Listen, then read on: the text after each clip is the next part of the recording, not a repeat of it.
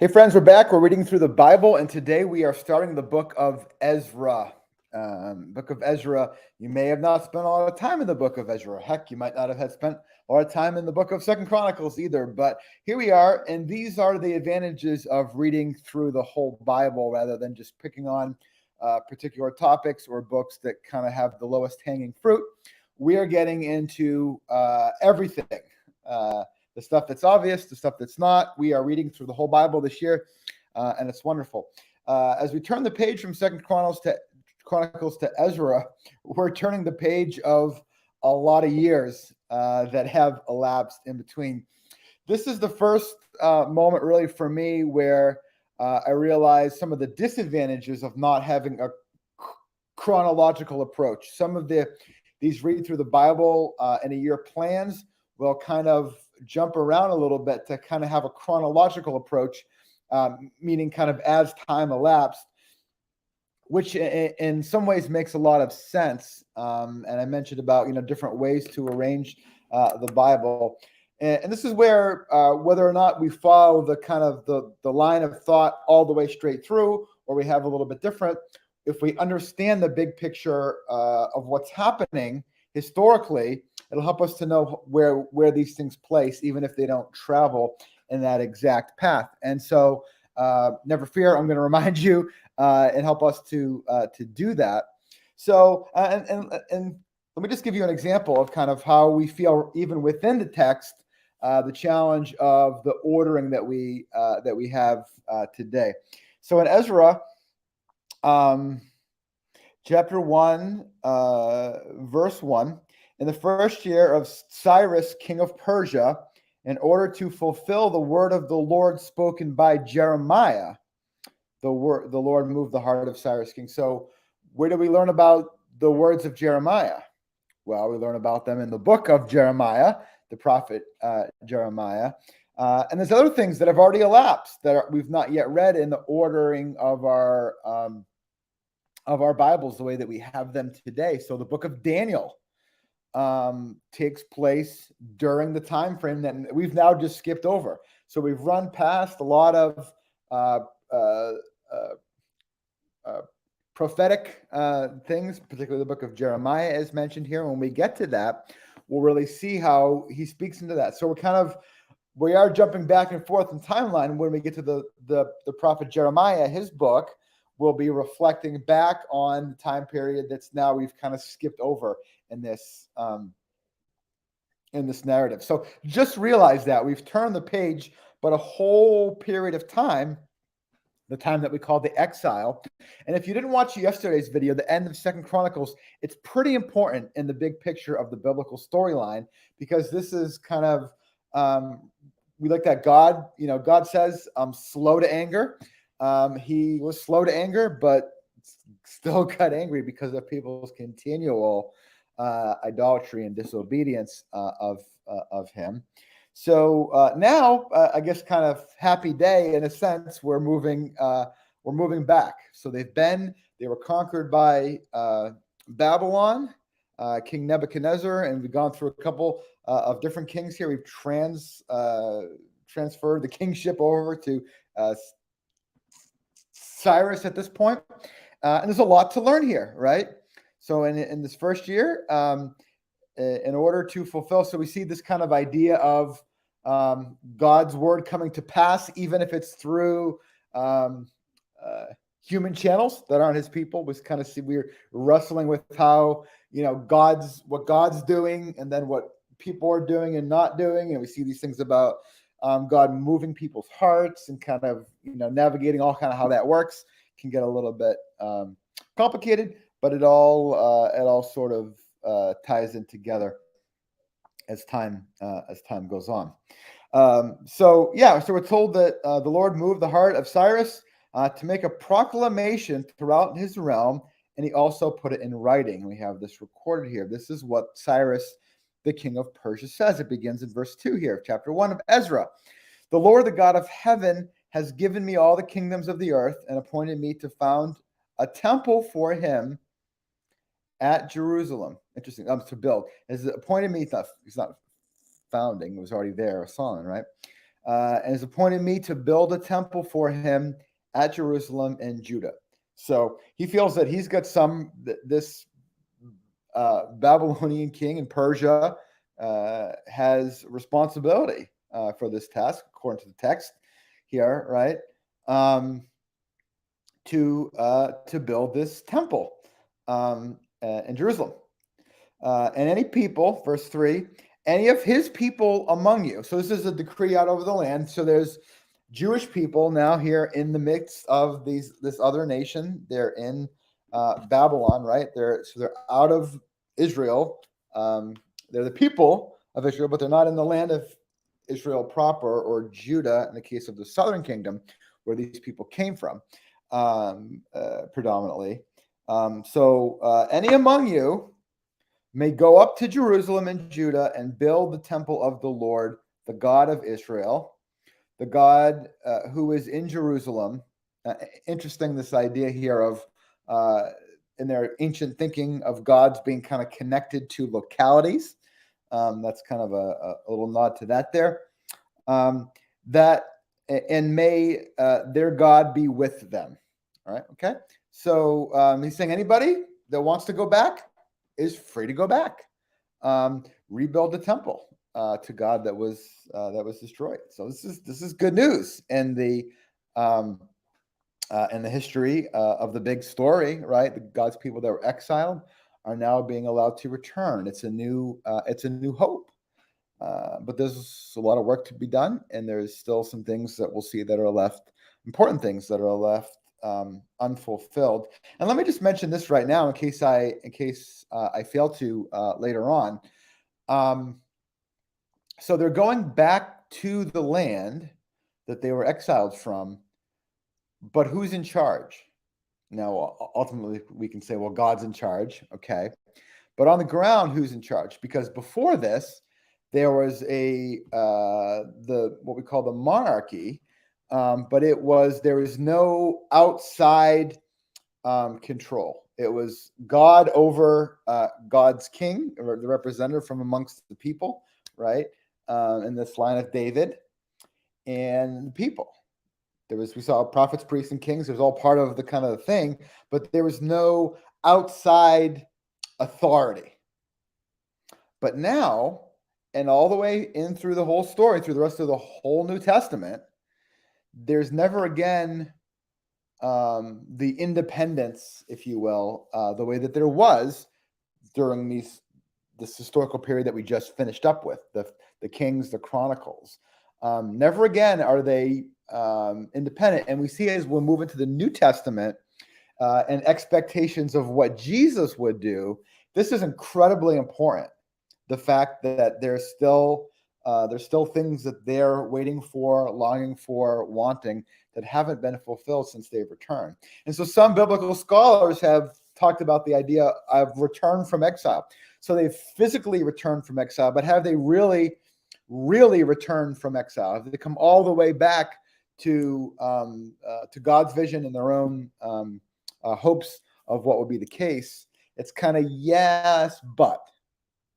And it's, well, a lot can be said about it, but I want you to begin to think about that, because I think it's important in the big picture of the biblical story.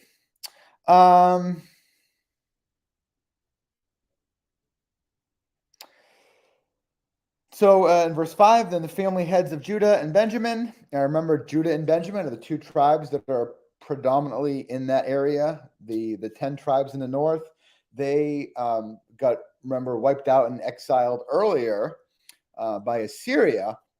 And they kind of are sometimes known as the 10 tribes in dispersion.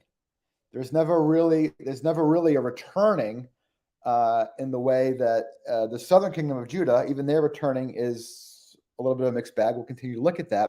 But the 10 tribes in the north, there's some, kind of around and sort of trickling in and whatever, but it's not anywhere near the same.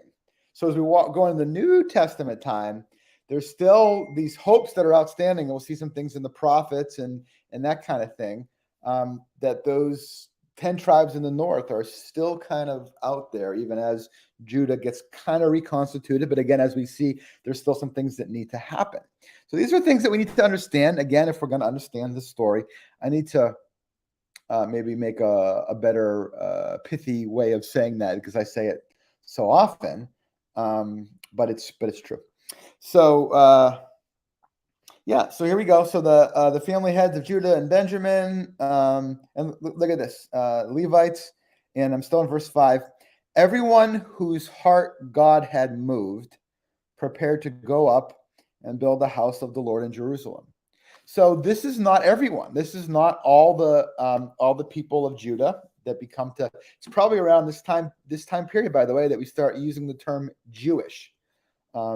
We use it in terms of kind of everybody that comes from this big family of Israel. And there's actually been some interesting books being written and things now about how these different words, Israel, Jew, etc., is used. But Jewish comes from this idea of Judah, this particular tribe, not the whole of the sons of Abraham, Isaac and Jacob, the 12 tribes, but particularly the tribe of Judah. And then Benjamin kind of gets tagged in with that as well, too. But it's probably around this time period that we start to kind of see the origins of this Jewish thing being a thing, and particularly as these people are now amongst another people, not in their own land, but now remember, because of Nebuchadnezzar, they were in Babylon and kind of had this. They were now a minority instead of a majority in that particular setting. So again, everything is a rabbit trail for me. What am I trying to do? I'm trying to get you to understand. Again, primarily, it's been a little while since I've talked about this too. Again, not so much directly, although I think it does apply specifically. Like, what does this mean for my life? It's very important. But in this study, I'm primarily looking at, do we have a comprehension of the story? And I'd love to hear your comments, but I think a lot of the things that I've shared today, I never even knew about, even through college and seminary. I probably just didn't pay attention enough. But it's not really been until the last several years that I've really been trying to understand and put together the big picture, that I've had a better, I shouldn't say good, I'm still learning a lot, a better sense of this. And I want you to have that. I don't want you to feel like I'm just lost all the time. Details we will get lost in. I do still today. But some of the big picture stuff I want to see for myself and for all of us over time, more things being connected. And that's not to say that we won't wrestle with things, but just that we kind of have a better sense of it, of how things are kind of rolling out. So not everybody comes back. That's the point that I went on a long that rabbit trail on. Not everybody's coming back. Those who want to, as the text here says, those who God moved their hearts to want to go back. We'd probably tend to think that everybody would want to go back, but not the case.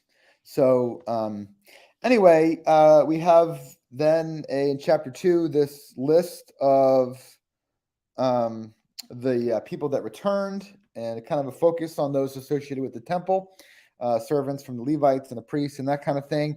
And in verse 64 of chapter 2, we see the total company that made this kind of big trip back was 42,360. So that's the size of the group. And then they come back, and at the end of chapter 2, settle in their own towns. So they go back where they were from originally. And so let me just finish this video today with chapter 3. In chapter 3, people assembled together after they had gone back and settled in their towns. So it's 7 months fast forward from the last moment. And the first thing that they do is they rebuild the altar, not the temple itself, but the altar that, remember, is in front of the temple, so that they can once again do offerings, the burnt offerings that we sometimes refer to as sacrifices. They're generally called offerings, I think, is the more predominant term for it. And remember, they have not been able to do this for years and years and years that they were in Babylon. Why? Why couldn't they do it? Because you can't just do it anywhere, right? Remember, that was a big problem all the way through. Even when they would make offerings to the right God in the wrong place, to high places. Remember, it wasn't as bad, maybe, right? As I think that wasn't as bad as worshiping Baal, but it still wasn't what they were supposed to do. One of the things that we'll see here now is that this is the time period, the season where people become much more serious about God. They had treated God lightly. This is why, by the way, what it means to, or at least part of what it means to hallow God's name, is the way we talk about in the Lord's Prayer. There's an idea of treating God as if God is weighty, right? God is the most substantial, most important reality in our world. And when we hallow God's name, we treat God, God's instruction, God's word, God's ways as if they're of the utmost importance. Is that what God's people were doing before the exile? No. They were treating God lightly, as if God didn't matter. It didn't matter what God said and if we actually did it, because they didn't do it. Obviously, it was not of great importance to them. They put God aside. But now they took God seriously. And as we'll see as we flip eventually, not for a while, the pages to the New Testament, but we'll see it throughout here in these books as well, that taking God seriously could also go in a wrong direction, a direction that's not what God wanted. And we'll see this as Jesus interacts with some of his contemporaries again on the pages of the New Testament. There's a lot of ways to get it wrong, friends, and we need to understand this word to get it right. It's not necessarily that hard. It's just there's more ways to get it wrong than it seems like there maybe should be. So they begin to build the altar of the God of Israel, to sacrifice burnt offerings on it in accordance with what is written in the law of Moses, the man of God. Right. So they're doing what God told them to do. Both the morning and evening sacrifices. There you go. Here's a place where we have both offerings and sacrifices, both of those ways of putting it together there. So that's good. And then they celebrated the Festival of Tabernacles, or Booths, I think is maybe that's KJV. What's the, by the way, a little pop quiz. What's the Festival of Tabernacles or Booths about? What are they remembering when they do that? Does anybody know? What they're remembering is the time when they were in the wilderness. Remember that, the book of Numbers, in the wilderness. Those 40 years between when they failed to trust God on the cusp of the promised land, that 40 years of wilderness wandering on the edge of it, where they lived in shelters, not stone houses, because they weren't in one spot. They lived in booths because they were on the move, and they would remember this by way of a festival. So now the altar is built, and 2 years later, so I'm in chapter 3, verse 8, the second month of the second year, they begin the work of rebuilding the temple, and they lay the foundations of it. We see this again, common refrain. We've seen again and again and again throughout Scripture. Chapter 3, it's in verse 11. With praise and thanksgiving, they said to the Lord, He is good. His love towards Israel endures forever. The Lord is good. His love endures forever. The Lord is good. His love endures forever. We see this refrain, right, all the way across these scriptures in so many different ways. The people gave a great shout of praise to the Lord because the foundation of the house of the Lord was laid. But many of the older priests, in verse 12, and the Levites and the family heads who had seen the former temple wept aloud when they saw the foundation of this temple being laid, while many others shouted for joy. So the younger ones, they had never seen a temple. And so for them, the fact that it was getting started was just a cause of great joy. For the others who had seen the previous one, they're weeping. Now, I'm thinking here about a lot of times I've read, and this is probably still true, but I'm trying to figure out if this text is really communicating this, not that this new temple kind of paled in comparison to Solomon's temple. And so they were kind of sad that it's not what it was. I think that's probably right, but I'm not entirely sure. It could also be, or overlapping, just the fact that they had seen the thing built and done and, and impressive and operated. And now they're kind of like, oh, we're starting all over. And so it's kind of a sad thing. So anyway, there's a mixed kind of response here. And then chapter 4, I'm not going to talk about a lot today. I want to wrap this up. There's some opposition to the building of the temple. So Ezra will walk through some of this process, and we'll have some things to wrestle with here. And then we'll flip the pages to Nehemiah, which is a very overlapping kind of account as well. So let me know what thoughts or questions you have, what you're wrestling with, what you're seeing, what connections you're making throughout the story. Hopefully I'll see you again soon. Love you guys. Bye.